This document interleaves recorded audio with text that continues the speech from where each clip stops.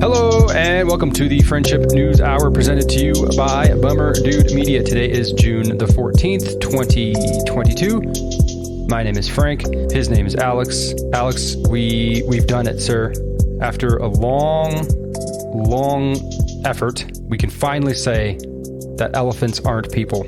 Yeah? Yes. How do you know that? New York's highest court ruled that Happy the elephant isn't a legal person, rejecting an effort by lawyers to free her from the Bronx Zoo. In a 5-2 ruling, the state court of appeals found that Happy's lawyers couldn't challenge her confinement through a writ of habeas corpus or a legal means to determine whether someone's detention is lawful. That's our show, guys. That's all Thanks that's going on. What's up, man? How you been? I've been good, man. Was last week the first week we've ever missed a show? I was thinking about it. It might be. Yeah. We're sorry to all the dedicated listeners out there, but last week was just a shit show. I was in Vegas for work. Frank was in the midst of a move. It was just a lot going on, so we're sorry. Glad to be back with you. Yeah, it's good to be back, man. It's good to not be on the fucking road traveling for work. That was as expected. Yeah, amen. But it went well. Productive meetings. Couple good dinners, but on the whole, I was very glad to get home last Friday. Where'd you go to dinner? What was your favorite place? The very first night we were there, we went to some steakhouse that was inside the second floor of Planet Hollywood. I think it was called like Strip Steakhouse or something like that. Real bougie, real dark lit kind of place. A bunch of pictures of people on the walls and all that stuff. And nice. You know, it's solid when like the lowest steak on the menu is like $65. So that was, and you're not paying for it. That was the best part. Right. So went with the, I think it was 13-day aged steak and got the nice old fashioned, which had some house specialty bullshit, but that was good. It was good. It's always just good to order at will, kind of like, I mean, you're conscious, but my boss is pretty cool about that shit, where he's just kind of like, you know, this is just kind of how it goes. These are how these shows work, and you know, you gotta play with the big boys. So it's never really like it's don't order the $7,000 bottle, but other than that, it's pretty open and fluid. So that's always nice. Yeah, I love those business dinners, especially in Vegas, because there's so many places to go eat. Yeah, right. And like you said, man, like it's understood when you go in, you know, just don't make an ass of yourself, but you know, the menu is yours. Yeah, don't look like a poor person either, though. You know, like, so I'll take the skirt steak, please. Yeah. So we did that. I'm trying to think of other dinners. We got barbecue one night. Went to a sports bar the other night. Like nothing crazy. I was on his ass. I really wanted to try to go hit Tacos El Gordo just to do it. It's right there. I know it is right there, but I couldn't get him to do it. And then my favorite thing in Vegas is the Wynn Buffet, but. I guess next time maybe, or maybe next month when we go. But I mean, productive, good meetings. It's just like I kind of got sick a little bit too at the beginning of the week. We had like a little virus going on in our household, and it kind of hit me hard on Wednesday morning when I was in Vegas. So that sucks. You never like want to feel shitty and then still have to like walk around a trade show, but it was good. Good. No complaints. How'd the move go? Oh, it's still going. I'd rather not talk about it. I'm over it. It's moving is the worst thing in the world. So did you do it all yourself or hire somebody? No, we had like an overlap. We started in the new place on the 1st of June and then had till the 15th. Oh, nice. So, Wednesday to get out of it. So it was a gradual move, which in theory I thought would be nice because we didn't have to like pack it all into one day, but it just made it probably 10 times more stressful because you're just constantly moving. Yeah. And you know, it's just like back. It's like Sunday I finally got my old place cleared out. So yeah, it's good, man. The house is good. Just trying to get everything organized and comfy and ready for child. Yeah. So that's the, and yeah, I was telling Jacqueline, I was like, next time we're thinking about moving, you should get pregnant again so that you also don't have to do any work. It always works out that way, right? Doesn't it? Yeah. Sarah has never even been pregnant during our moves, but she refuses to help. It's like I don't even want to say it's unspoken. It's spoken. She even hates packing as much. So it's always on me. So I told her next time we move, we're hiring people because fuck that. We have way too much shit now. Since we moved into a house, we've accumulated way too many things. Yeah, we wanted to hire movers, but that's what I was thinking. Like, yeah, we'll just save some money. Yeah, I have 2 weeks to do it, and I guess we did save some money. But you know, I'm not trying to ask her to do anything. You know, she would do it, and then she'd always like jump in to help. I was moving something heavy. I forget what it was. I think it was like a mattress or a dresser or something. And she would like get behind me or in front of me and like brace this thing that I'm carrying. And I'm like, what are you going to do if this falls? Like, this is not a good place for you to be. Move. That's awesome. And you, dude, so you moved a lot, like in the last 2 years, right? A like lot, 2-3 times. A lot. So the goal is probably to hold this spot down for a little while at least. We'll see. Yeah, we'll see. Yeah, it all depends. I don't mind moving. It's great, get rid of a bunch of shit. But it is nice to have some sort of continuity also. For sure, yeah. Well, on the next one, man, Cover the Flight. I'm out there. I'm a cheap mover. Okay. That's fine. If the fight is more expensive than the mover, though, that's right. then I'll hire somebody else. I'm union, though, so I need to take a lot of breaks. Oh, yeah, prevailing wages and all that. Yeah, just smoke breaks, Oh, right on. I can give you those. You know what? I thought we'd start today with something different because I don't know if you've noticed. Everything's gone to shit. Yeah. Mm-hmm. I mean, everything's gone to shit. This is unofficial. This is from a Reddit account. Let's just assume that these numbers are relatively accurate. This is price increases since last year, since this time last year, June last year. Gas is up 44%. Airline tickets are up 33%. Used cars are up 23%. Hotels are up 23%. Suits are up 22%. Bacon is up 18%. Oranges are up 17%. Tires are up 16%. Furniture is up 15%. Milk and coffee are up 15%. Bread is up 14%. Baby food is up 13%. Soup is up 13%. Cereal is up 12%. Eggs are up 10%. And dry cleaning is up 10%. Thanks, Obama. Yeah, seriously. Fuck, man. And I'm sure, everybody is eligible for raises, but nobody's getting a 15% raise this year. So it's hurting everybody. The stock market has crashed, which is what happens when inflation goes up because cash becomes more expensive and people spend more money and they become less liquid. So they need to pull out equity where they have it in the first place that people go, especially if you're just like a regular old Joe Schmo trader, is you go to your stocks and you just pull out everything, which is a terrible move. If you have any savings right now would probably be the best time to start buying. Anyways, I wanted to start off today by expressing gratitude. So Al, what are you grateful for? You in this podcast. Probably should have been the first thing I said, though. My family. But I mean, obviously my family, my beautiful, healthy son, Walter, who's growing by the day stronger and smarter. My wife, and I mean, this podcast, I love doing this with you, and my friends. I've been blessed with not a ton, but I will say the friends that I have are people that I would take a bullet for and people I would consider brothers and sisters. So I've been blessed with those kind of people in my life. That's awesome. Yeah, I think family's a given, right? Goes without saying, family. I have my girl's pregnant right now, which is awesome and very grateful for that. But as I'm going through this move, our place isn't huge, but it's not small either. And so the one problem we have is storage. And so we're having to donate a lot of things. Oh, yeah. Very grateful for the ability to have things to donate. I'm very grateful to be in excess of things that I need and even more in excess of things that I've wanted and that I've been able to get. I think it's a very easy thing to overlook when you can fill up 2 or 3 big bins full of things to go donate and recognize that we really do live a life of luxury. Even in the midst of a terrible economic and market downturn, there's still plenty to go around. I'm very, very grateful for that. Grateful to live in San Diego. Grateful to attempt to afford San Diego every day. I do believe it's a tremendous opportunity. Grateful for where I live. Grateful for being so close to the Mexican border and having that tremendous inclusion of diversity where I live. And I think I could spend the whole hour just kind of naming things that are awesome and wonderful about what I get to enjoy in my life. We're very blessed men, I would say. Very lucky people. I think so. And even I think you could even look at your most dire moments, be it us or somebody else, and you could probably still find plenty to be grateful for as a member of this nation. So hopefully this jars you to think, you listener, you out there, you, to think about what you're grateful for, because I think there's going to be a lot more pain coming, brother. I think this is kind of the beginning of it.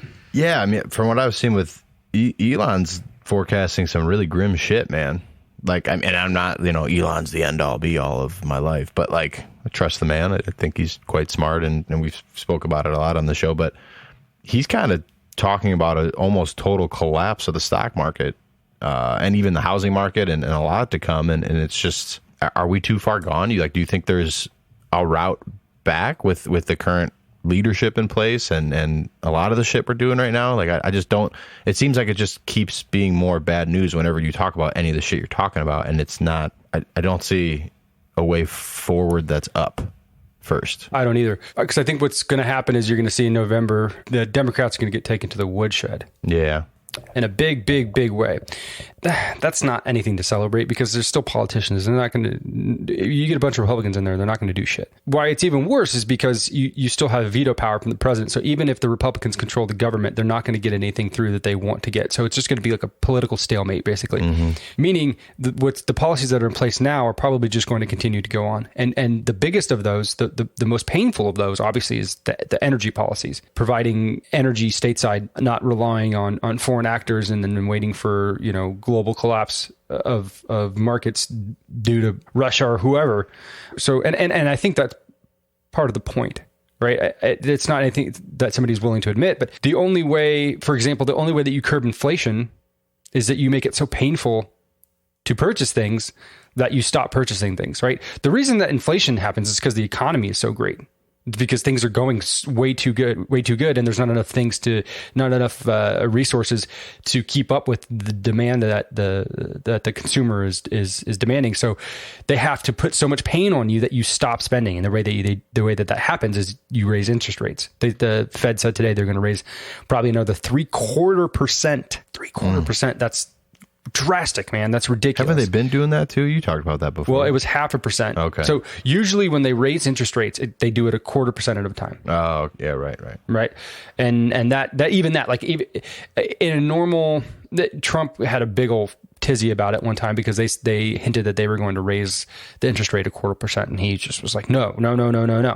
Because his whole thing was get the economy rolling and moving, and investment, which is because that's how you keep things going. And then obviously you stop the economy full stop for COVID, and then the rebound is kind of what we're seeing now. So the way that you stop inflation is you incentivize people to stop spending. The same thing that they're doing with energy policy. Right.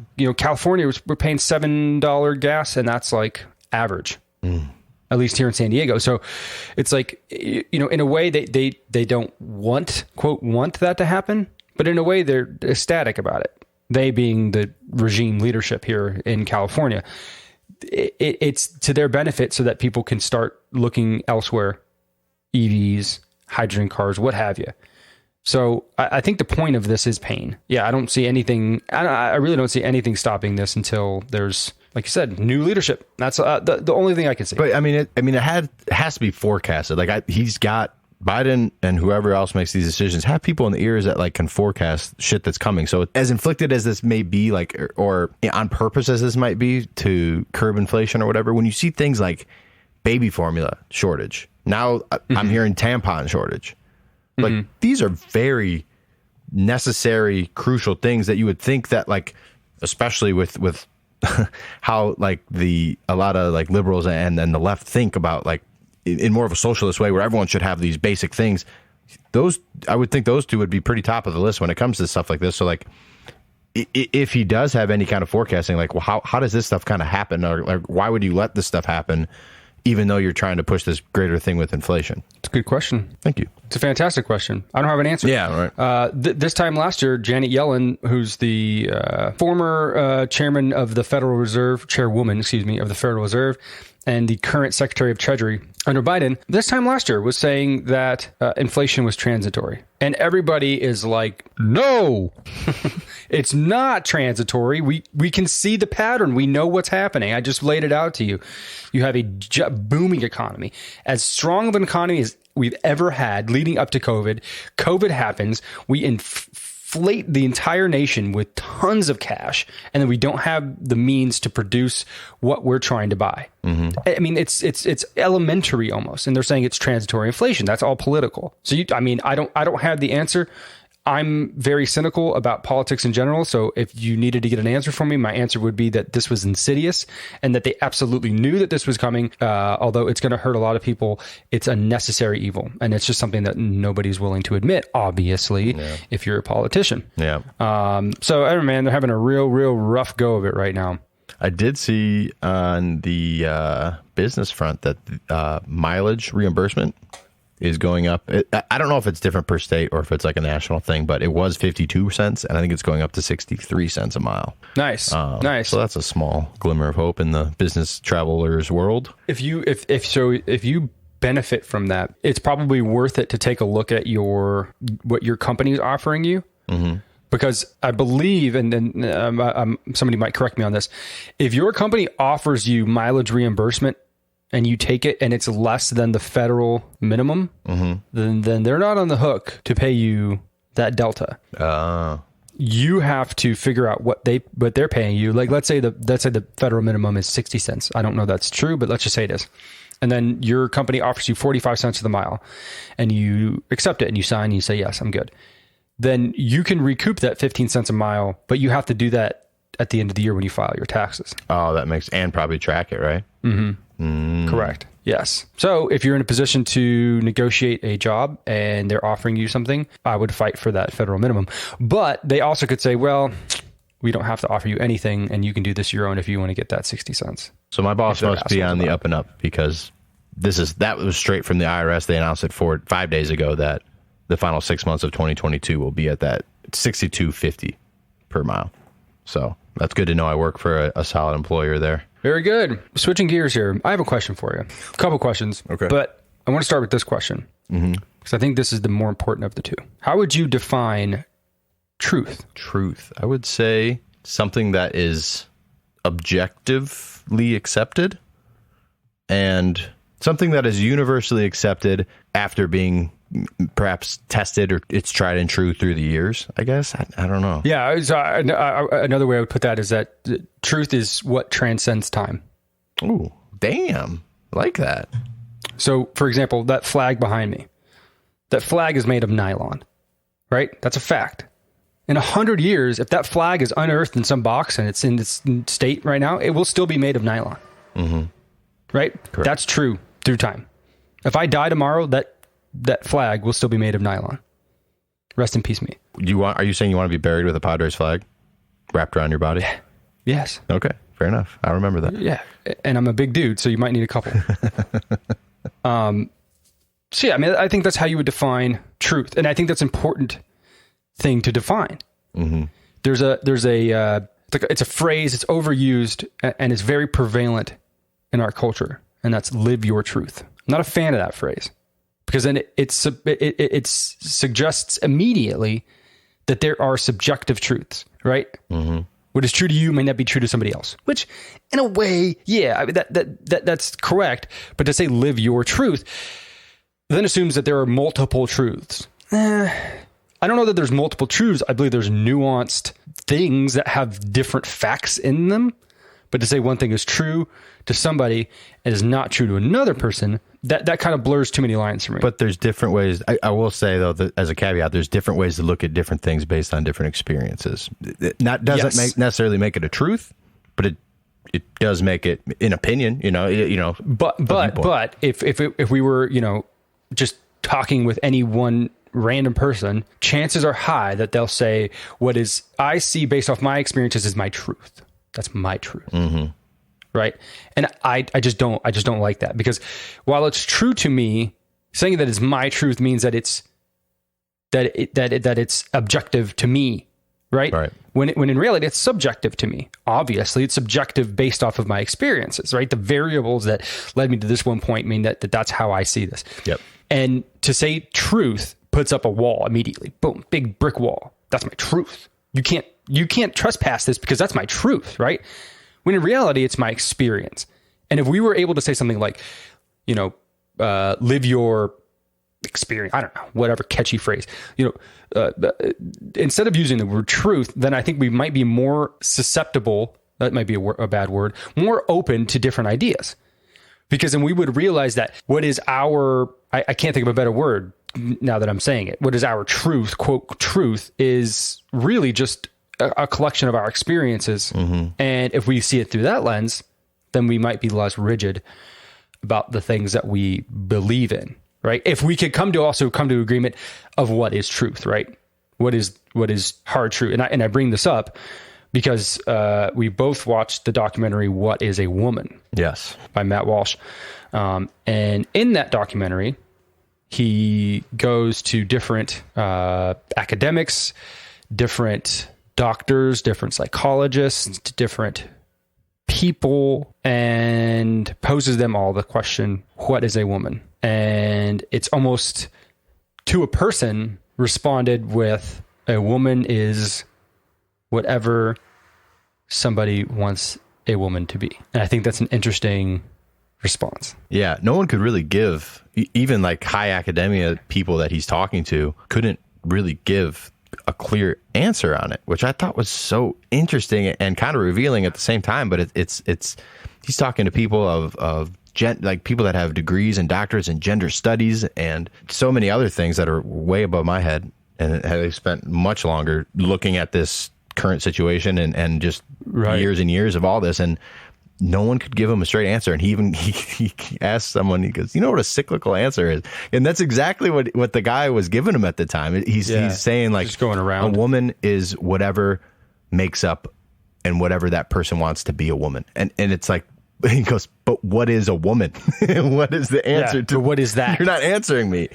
And it's frustrating at times to watch this because you just see, like, you see something. It's almost like a social wave of support for something that's can't really be explained, I guess, or broken down to a point where it really makes sense to people that aren't part of this community. And as just like a conscientious observer, just kind of watching it was I thought it was really well done. Like, I don't think it was necessarily skewed one way or the other. Like, obviously Matt Walsh has his opinions, but I think he was asking hard questions, but fair questions, and to a lot of different people. It wasn't all just like he was interviewing a bunch of people that were anti-trans or a bunch of people that were pro-trans. Like, he was fair in his breakdown of everything, I thought. I thought so too. I mean, yeah, like, it's Matt Walsh, right? So he's biased. Yeah, for sure. He calls it, it's described as like a good faith attempt to answer the question, what is a woman? Well, when you're Matt Walsh, in this context, there's really no good faith, right? Everybody knows where you're coming from. But to your point, he was very polite.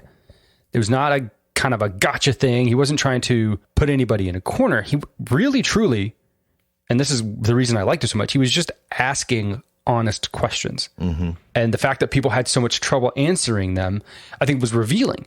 And that's why I asked you in the beginning of this, what is truth? Because I think that wave that you're saying, that this whole wave of what is being called acceptance is also taking language and truth and skewing them so that they are presented in one way, right? If you were to come to me and say, I'm a woman, and that's who I am in my soul, it's okay, that's who you are. I accept you for that. And then you say, I'm going to go compete in women's powerlifting now. And I said, wait, hold on a second. That's kind of a bridge too far, because you're telling me how you feel, but on the other end, you're demanding that everybody also accept your definition of what a woman is wholly and completely and entirely. And that's wrong. And the reason that's wrong is because if you flip that around on the other end, you're never going to have a problem with that with men. Yeah. If a woman says that they're a man and we can accept that that's who they are and that's how they really feel, it will never threaten biological men. And me even saying biological men is now highly transphobic within these lenses, because I'm not accepting all men as men. You could say a man can give birth. Really? Because what is true, what it transcends time, throughout time, is that's not the case. And now we're being not even asked, we're being told to accept that wholesale, that all men are men and all women are women. And I think the point of this documentary was to say, well, there's tons of nuance with this, and we can see that even if we were to accept somebody's genuine personhood as something that they're not, you a woman, me a woman, right? Your mother coming and telling you she's now a man. Okay, fine. I accept you for who you are.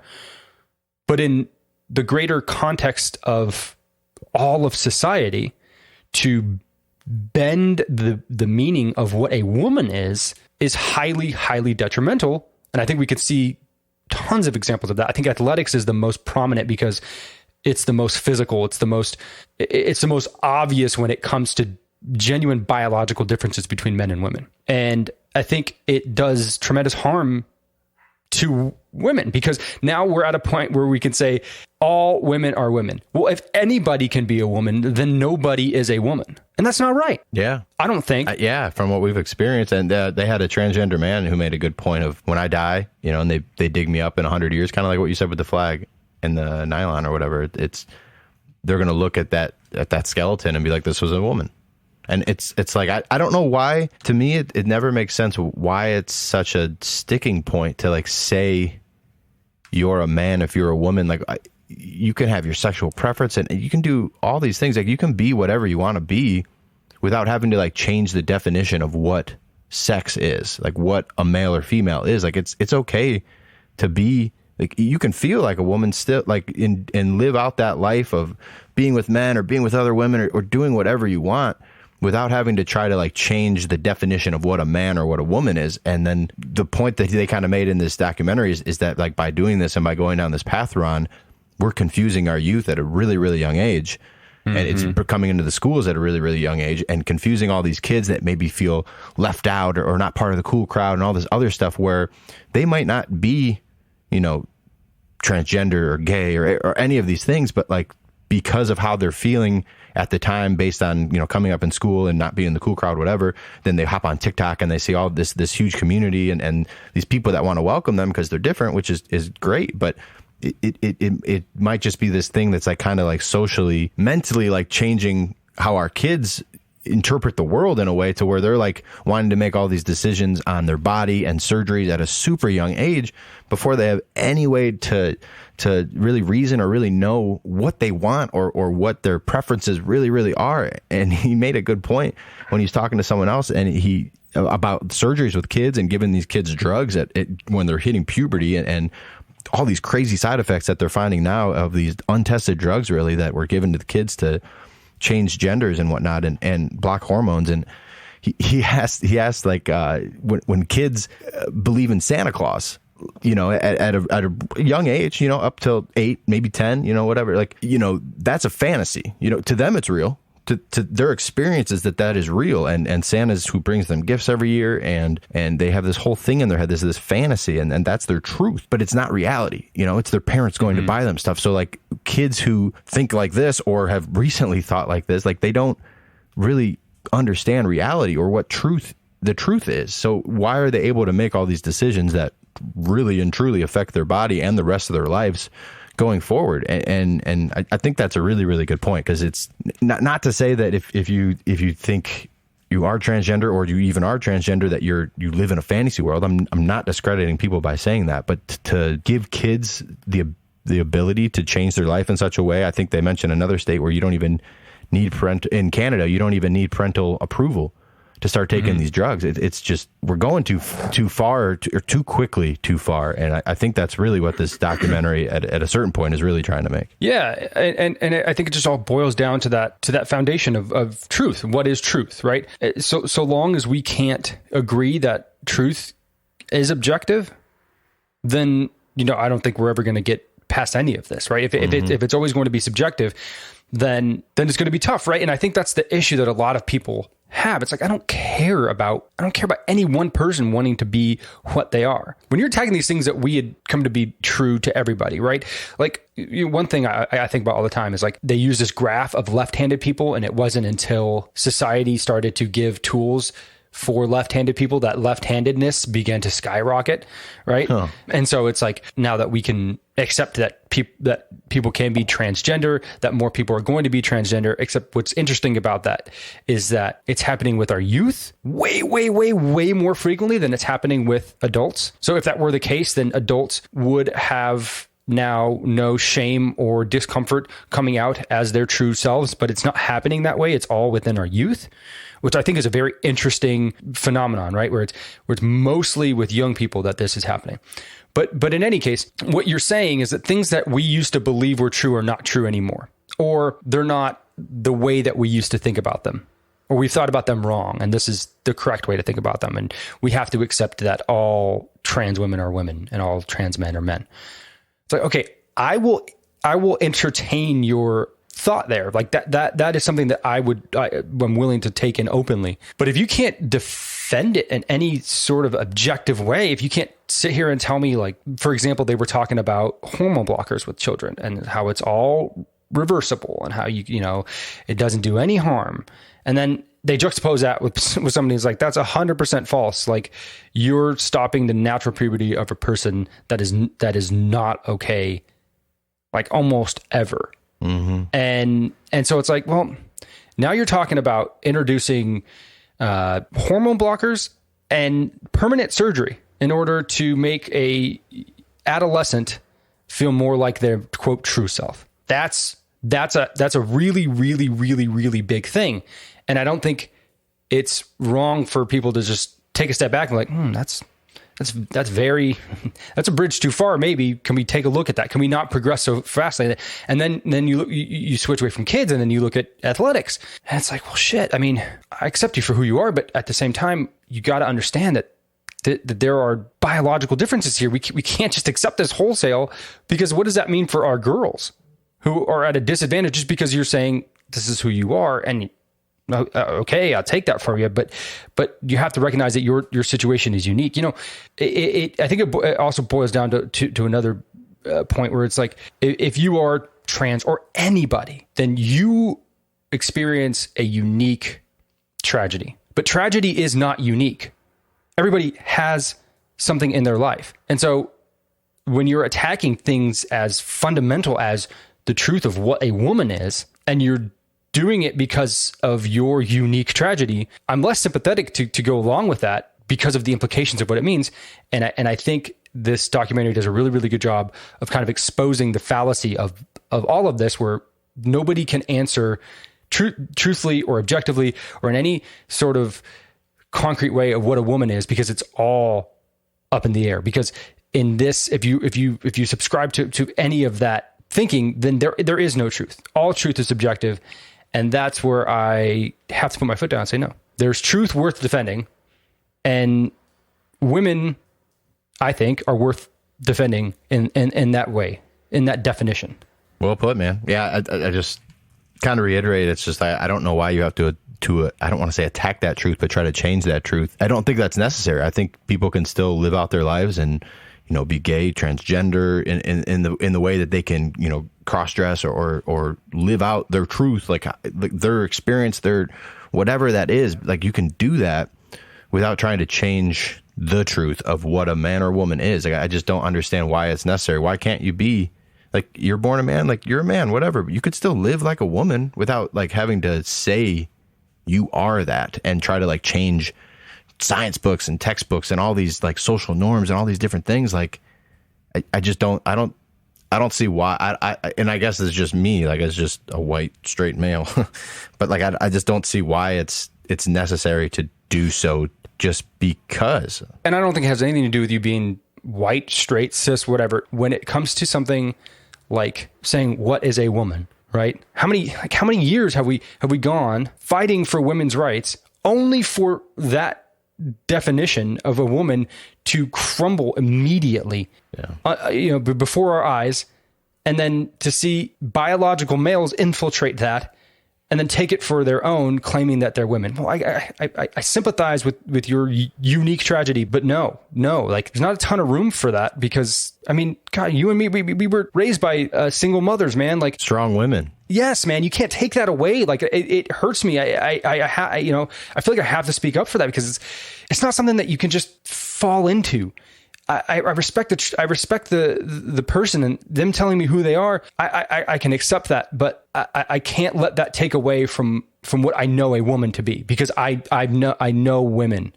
I was raised by strong women, I can't let that be tarnished or co-opted or taken hostage because somebody has this very unique, right? Like it's a very small, and that's the other thing, it's a very small amount of our population, and can't stand by while these documentaries can be made and nobody can come and tell me what a definition of a woman is and tell me it's whatever they think it is. Like, no.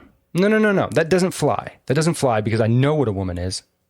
I've experienced many, many years of strong women. I can't accept that women now have to be subjugated to the whims of a biological man. I can't accept it. I just can't. It's tough, man. It's very tough. I'm interested to see more and more of the blowback. They were posting that people were giving them 0 out of 10 reviews and stuff like that, and they sent it out to them, and they could see if they opened it or not. They weren't even opening it. Just preconceptions and just kind of riding a wave of social wokeness, and it's just I'm interested to see how it's more well received over time. Hopefully, it becomes free because right now I think you need to be a member of Daily Wire to see it. So hopefully they put it up just on YouTube or somewhere after some kind of time, and more people can see it because it has points to be made. I'm not saying it's 100% the best thing I've ever seen. Like this is the truth or whatever, but like I think it's asking really good questions, and I think it's making a really good point. I think so too, and also I think it's worth pointing out our intellectual deficiencies when it comes to this, right? Because neither of us have to deal with any of these issues personally that we're seeing other folks go through. And to your point about reviews, nobody's really reviewed it officially, right? Like on Rotten Tomatoes or anything like that. Elon Musk did have something to say about it though, and I thought it was really interesting, and I think I can relate to it a lot. He said, "We are simultaneously being told that gender differences do not exist, and that genders are so profoundly different and irreversible, surgery is the only option. Perhaps somebody wiser than me can explain this dichotomy." And I think that's 100% true. There's contradiction. There's we can't land on something. It's all this and this just kind of going at each other, and nobody really has a clear response. I don't know how you get to the truth so muddied now, man. I don't know how you even get to the truth at this point. Like, what, you're going to go to the Supreme Court or something, and man versus woman, or like what do you I don't know. Yeah. Gender versus sex. Like how do you legislate, or I don't even know at this point. It's wild, but it's a good documentary. Check it out. It's on Daily Wire site. Yeah. Do you know what is true? What's that? That there is a medical trial that has come out, and it has so far cured cancer for every patient. Saw that, dude. That's huge. The Sloan Kettering Cancer Center in the United States recently performed a clinical trial for a possible non-invasive anti-cancer drug in a small group of 12 patients. The patients were reportedly at the same stage of rectal cancer. Cancer had not spread to their other organs. As part of the trial, patients took a immunodeficiency drug called dostarlimab. And it contains lab-made molecules acting as a substitute antibodies in cancer patients.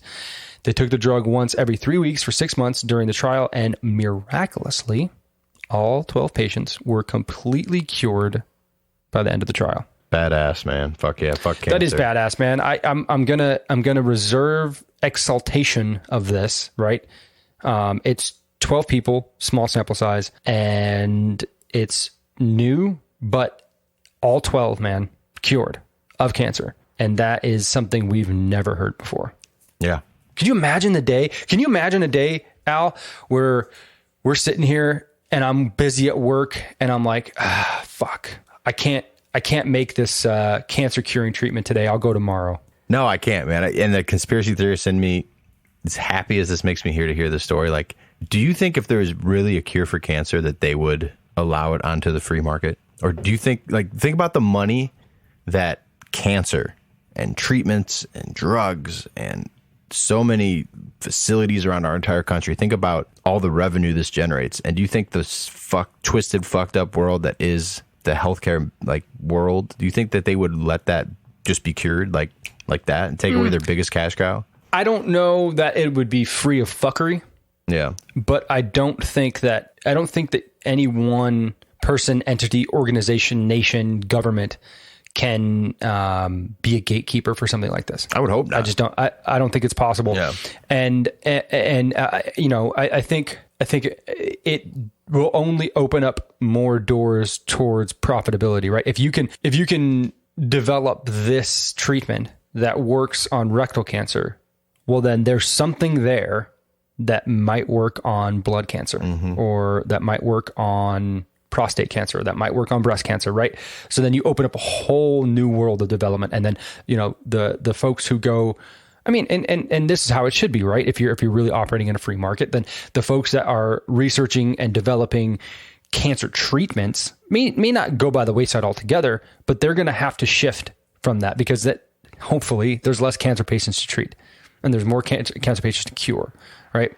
And going about it that way. I think if you're looking at this from a business perspective, then all you're seeing is dollar signs, because this is just going to open up a whole new world of pharmaceutical research that's going to require probably billions and billions of more dollars than what they're already researching just for the treatment of cancers and illnesses and diseases. I just hope that it is then, if that is the case, if we ever get to the point where that's the case, it's not like a Martin Shkreli approach of an astronomical amount of money to, cure cancer. Because I mean, cancer is scary. Cancer is like the number one killer. Like it is. You get cancer, I would be willing to bet you'd be willing to pay almost anything to cure it. So I'm hopefully that the approach is one in good faith and goodwill to actually get rid of this disease instead of just trying to make money off of people. So at the moment, the trial doses, each one costs about $11,000. And that means that a treatment like the one that these patients went through would cost about $88,000, which in medical costs is not that much. I mean, that's a lot of money. Don't get me wrong. And insurance probably covers about 75% of that in most cases. Well, maybe. I mean, it's all new, so who knows? True. But like you said, like, I don't think it matters how expensive it is, like, ever. If we can determine that cancer can be cured, and that the whole thing with Martin Shkreli, like that guy's a piece of shit. Oh yeah, for sure, a piece of shit. However, it is the nature of things like patents, right? Your patent will go away. The patent for Viagra expired like 2015 or something like that, somewhere around there. And that meant that now you could have generic forms of Viagra. So before, if Viagra that formula was the only way for you to get an erection, not naturally, you had to buy Viagra, meaning you had to go to a doctor and you had to get a prescription. You had to pay their price. And that is kind of the beauty of innovation in America, because there is now a incentive for you to innovate. Because then you get to enjoy that patent for as long as you get to enjoy that patent, because the patent doesn't last forever and then it goes away. So somebody like Martin Shkreli, who, is a douchebag for sure, and was completely raising the prices of these EpiPens so dramatically that it, I think it caused him to go to, like, I don't know, he went to prison or something. I don't know the whole story. I just know that he was, that he was price gouging this medicine because the patent was there. Yeah. And he had the ability to do it. And to me, that's just a little fucked, because I kind of just did some quick Googling. The drug that Viagra basically was patented in 95, and Viagra became Viagra in, it looks like 98. So they held that patent until 2017 when they started making generic Viagra. So it's just like that's great that it expires, but then you pretty much just like fuck the market for 25 years, 20 years. Then think about it like this. Let's say you develop and invent Viagra. The whole motivation for you to do that is to make money, right? Because it takes a lot of money, a fuck ton of money to develop a drug. Sure. It's incredible. And then you develop this drug, amazing, we got erections.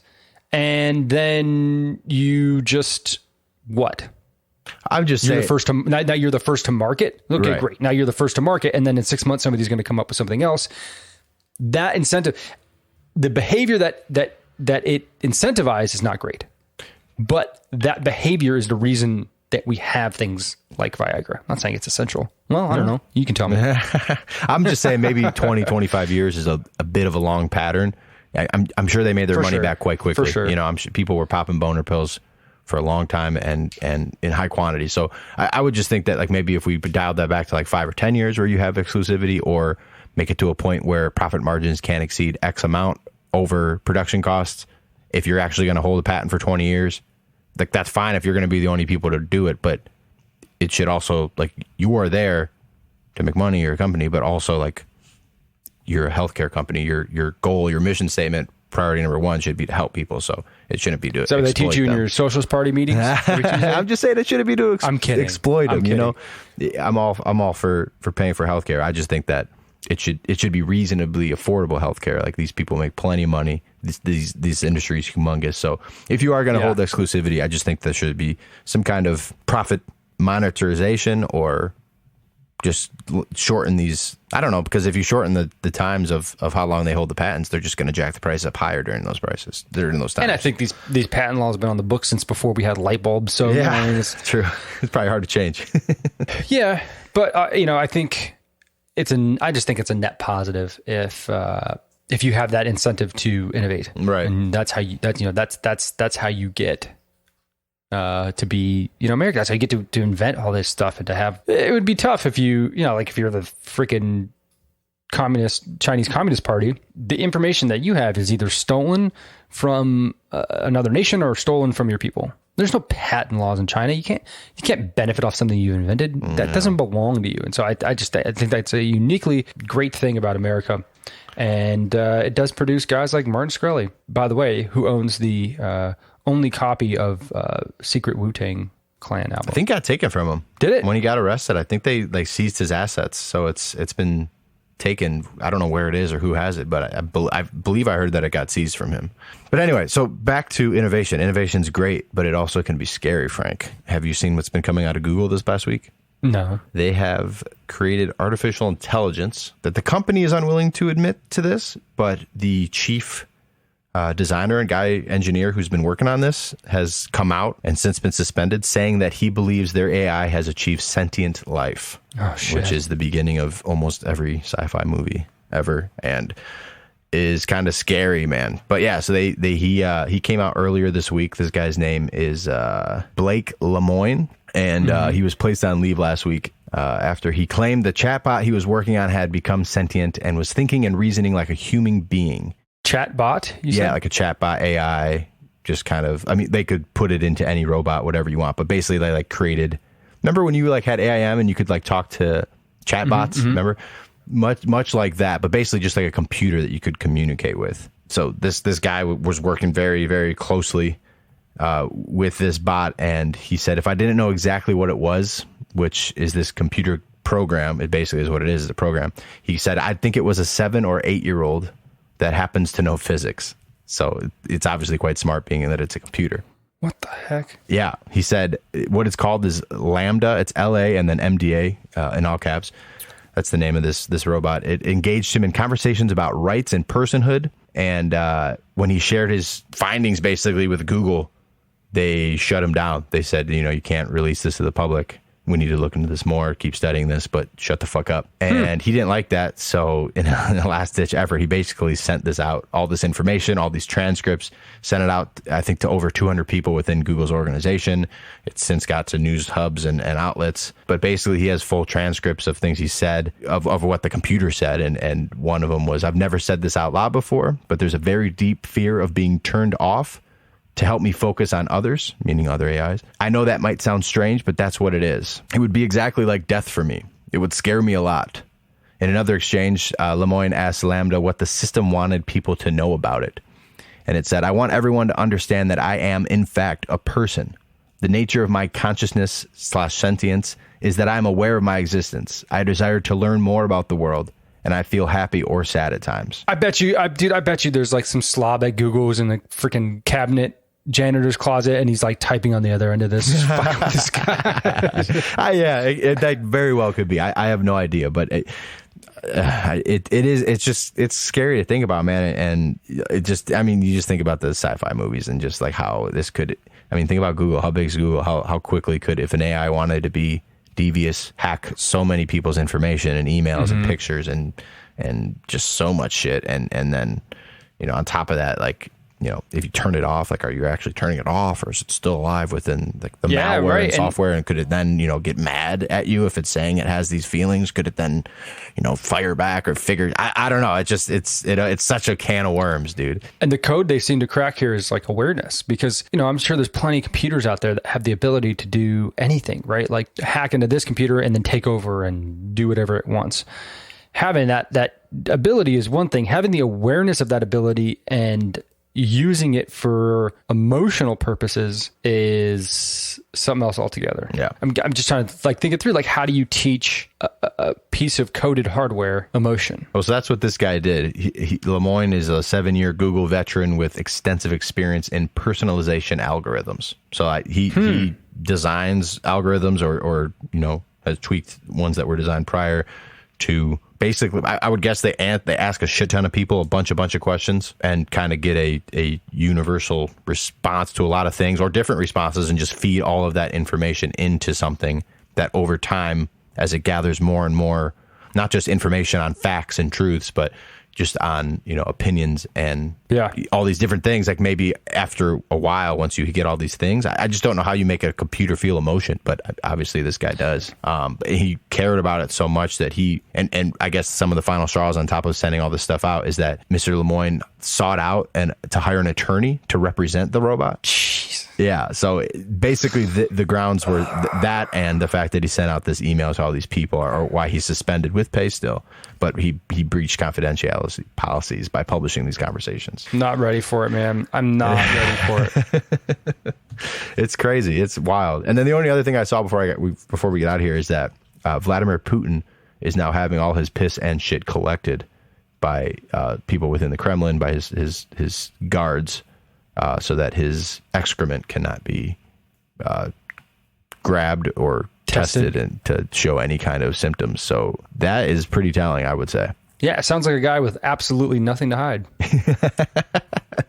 So maybe that's the way out for our American economy. Maybe it's Vladimir Putin dies, we get good relations with the next people. Maybe that little bit of energy and oil and all that shit helps us out. I have no idea. But maybe, I don't know. Wishful thinking, I guess. I guess, man. Jeez. I don't want to wish death on anybody. I'm not saying that, but I mean, I just want to, work hard and have a few good vacation days every year, eat a few good meals a day, take one good shit. I don't need to know what a robot thinks, man. Okay, this is troubling. I just got an email from Google that says some of your passwords were found online. So maybe Lambda's listening to me. Critical security alert. It's a little weird. Nothing. See, joke's on you, Google. There's nothing critical. Yeah, I was gonna say, that's my work email and nothing there. That's why I use Yahoo. Anyway, all right. Send us off. Yep, send us out. Let's shout out our boys over at Gun Barrel Coffee. Drinking a good, smooth cup of coffee is a treat all by itself, but when you can do that and help American heroes, it makes it that much better. Our sponsor, Gun Barrel Coffee, is proud to donate $1 from every item purchased to veterans and first responder charities all across the country. They offer 14 different blends and roasts, which you can get in whole bean ground or single-serve pods. And right now, as a friend of our ship, use the promo code FNH10. You'll save 10% at checkout when you buy their products at gunbarrelcoffee.com. That's promo code FNH10.